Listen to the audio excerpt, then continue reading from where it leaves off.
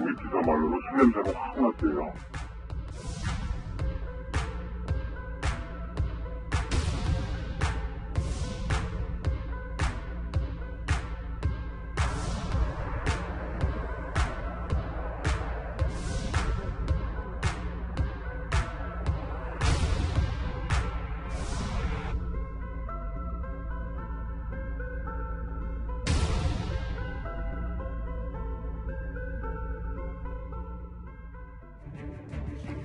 어린이날 연휴 마지막 날이었던 지난 6일 새벽 인천공항고속도로에서 운전자 한 명이 도로 한가운데에서 잇따르던 차에 치여 숨지는 사고가 일어났죠. 시속 100km의 2차로에 멈춰섰던 그 차량, 차에서 내린 부부였습니다. 인천공항고속도로 교통사고의 미스터리의 시작이었죠. 자, 이와 관련해서 속속 추가적인 내용들이 확인되고 있습니다. 어제 저희 뉴스탑10에서는 모든 실마리를 풀 사안이 이 블랙박스라고 전해드렸습니다. 자, 그리고 실제로 블랙박스가 발견이 됐습니다. 바로 이 한 장의 사진이 이야기를 해주는 의미가 있습니다. 자, 이재명 차장. 예.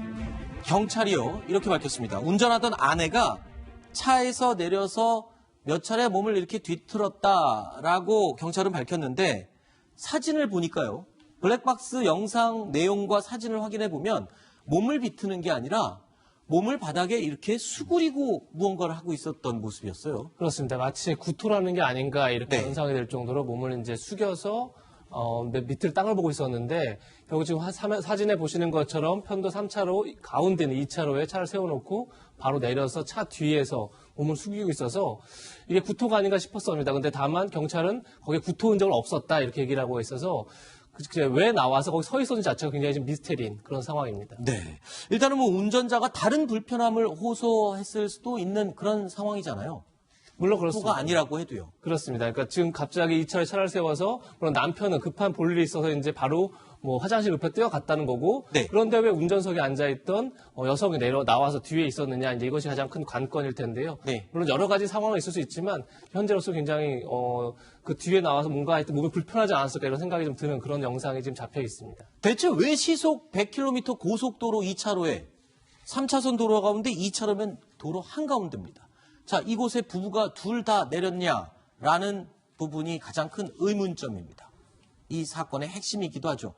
이 부분을 풀기 위해서는요, 앞뒤 정황을 살펴볼 필요가 있는데요. 부부 차량의 블랙박스를 살펴보면 되지 않겠습니까? 김태현 변호사님. 예. 그 차 안에 있던 블랙박스가 모든 걸 알고 있지 않을까요? 그러니까 겉으로 나타나는 거는 블랙박스, 그 차 안에 있는 블랙박스는 근데 차 블랙박스라는 게 사실은 외부를 찍어요. 그리고 소리가 소리를 녹음되잖아요. 들어요. 근데 소리 같은 경우에는 저 운전사의 성향에 따라서 소리를 녹음하는 기능을 꺼놓는 분들도 꽤 있어요. 아, 이번 건은 꺼져 있었습니까? 그러니까 제가 알기로는 이번 건은 꺼져 있어서 아하. 이 안에 어떤 대화가 있었는지 녹음은 지금 안 됐다고 하거든요. 그게 만약에 있었다고 하면 부부 사이에 무슨 일이 있어서 2차로 도로에 차를 갑자기 세웠고 남편은 저 도로를 하나 건너서 갓길로 갔고 부인은 운전하다가 이렇게 밖으로 나왔는지에 대한 비밀이 풀릴 수 있는데 일단 네. 그 녹음 기능은 꺼져 있는 것으로 지금 알려져는 있죠. 자, 목격자의 블랙박스 화면은 공개가 됐습니다. 하지만 도대체 왜 차에서 내렸는지에 대한 의문은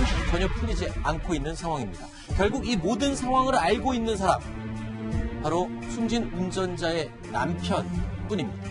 하지만 남편의 진술은 더 궁금증을 남길 뿐 충분하지 않은 상황입니다.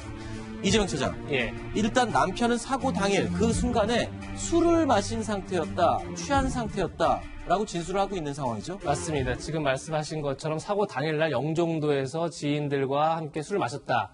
근데 문제는 운전했던 아내도 술을 마셨는지는 자기는 잘 모르겠다, 보지 못했다 이렇게 진술합니다. 그래서 남편은 자기가 화장실이 급해서 바로 갔다는 건데, 말씀하신 것처럼 근데 그렇다면 갓길에 차를 세우도록 했었어야 되는데 왜 차가 2차로 한 가운데 서 있을 때 바로 나갔을까? 여기에 대해서 남편이 진술이 필요한데 남편은 자신도 그것을 모르겠다는 겁니다. 네. 그러니까 블랙박스에 음성이 없는 상황에서 어떻게 보면 남편의 진술이 유일하게 지금 이 사건을 풀 열쇠인데 남편의 진술조차도 굉장히 이 사건을 더욱 의혹투성이로 만드는 그런 상황입니다. 의구심을 불러일으키는 대목은요, 바로 남편의 이 진술입니다. 볼일을 보고 돌아와 보니 사고가 나 있었다라고 얘기했는데 블랙박스 영상을 확인해 본 결과 남편이 차에서 내린 직후 10초 후에 사고가 났거든요.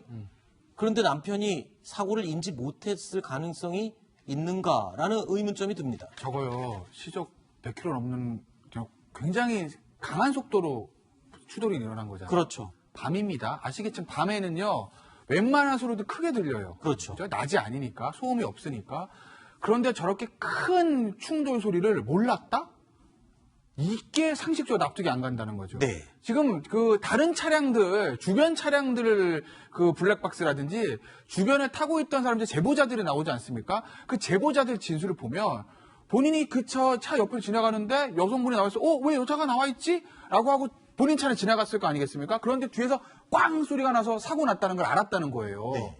운전하고 있는 사람도 그렇게 들었는데 저 남편이 자기가 내리자마자 10초 만에 있었던 그 큰 소리를 못 듣고 볼일 다 보고 왔더니 그제서 알았다? 네.